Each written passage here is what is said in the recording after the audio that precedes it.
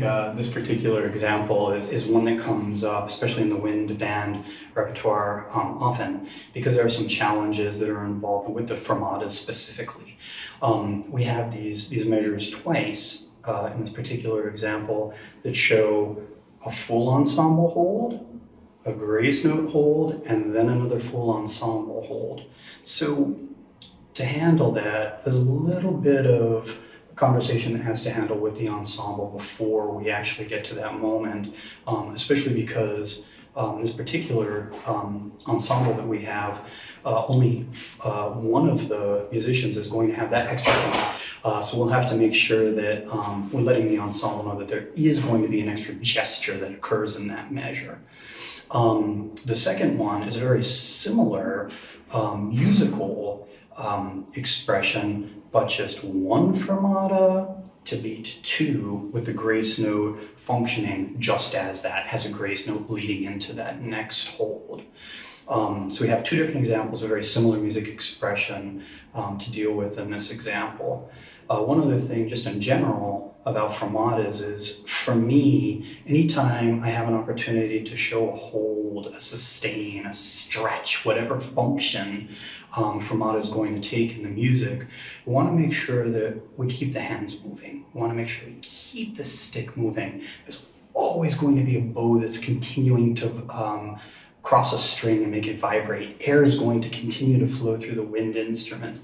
We want to show that action is still happening during that sustain and it doesn't just come to a dead stop. So he was on vacation in the Baltic when he wrote this, so you could just think about the beach and warm weather, a young Mendelssohn. So just a couple notes. Take a look at measure 5. Everybody but Kristen's going to see 2 fermatas in that bar. Yeah, I just have one. Oh, okay. So, yeah, you do. So this works this way. Be-da-dum, be-da, fermata, fermata, fermata. Okay. So Kristen's got 3 written fermatas in that measure that takes us to beat 2. And I just hold through it all. Okay. Yeah, so just look for that. Everyone else, sorry, the trumpets, it'll be D, Kristen's trumpets. Okay.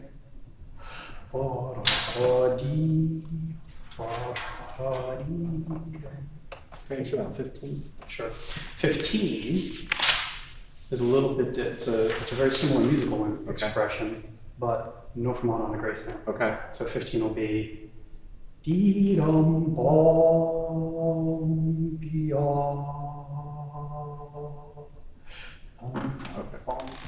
Very good. Okay. Yes. And breathe and go. So there's a grace note into beat 2. So Doug's got a grace note into the second fermata in 15. The grace note into the second fermata, if you have to, in 5 does have a little length to it.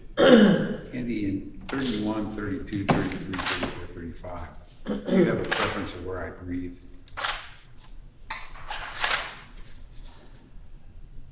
Since I'm playing a string bass part. In that case, don't. Winds, Richard for winds. Yeah. Yeah, that's true. Jeff, could you make it to the downbeat of 34? To that B natural, between the B natural and the C? I think so. Between the B natural and the C. Mm-hmm. Okay.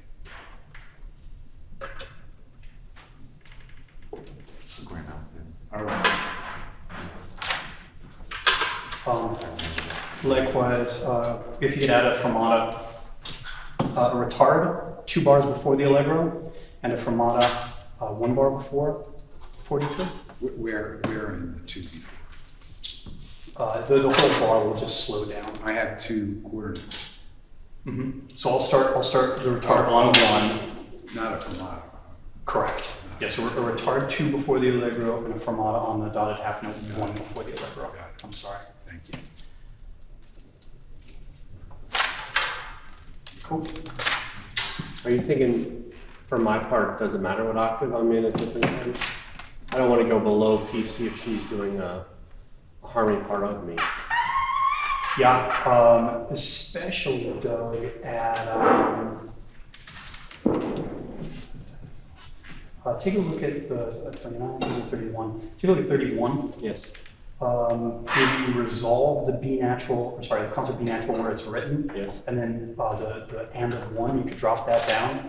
That could all, a lot of that could be down if you need to. Okay, we'll see. Okay, thanks. All right.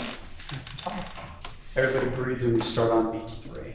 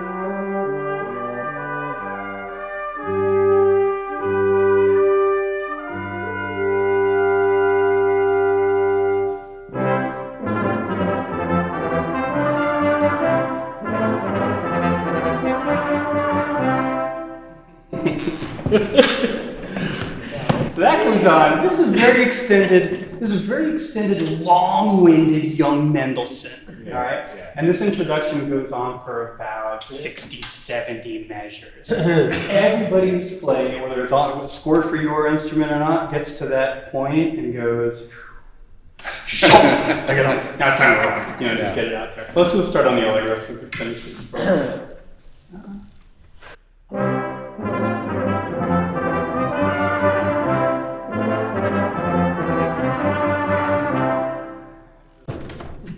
Good. All right. Slow that down on the tape. That was some great editing, I'm sure. Kristen, thank you for how much you took over beginning at 24. So when we get to 20, that section at 24, it's all about the horn factor. Beep, boom. Everything else is just weaving in and out. If you could trace who you're playing those moving eighth notes with and join them or pass it off to them. Sure. That'll just be one continuous line is what we're looking for there, but really it's about Kristen. I'd like to retard a little bit more than I did going into 23.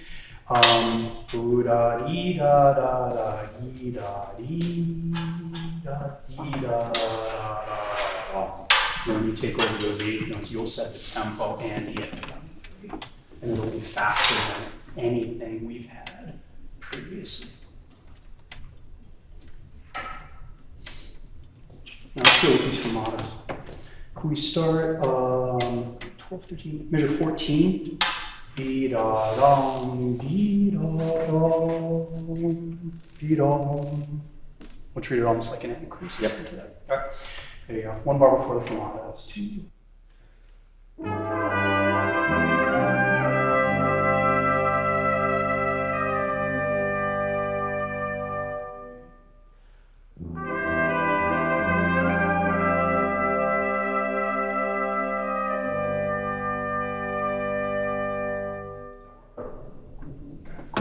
Let's do the first set of them. So here, so you're starting in measure 4, a bar before the first group of fermatas.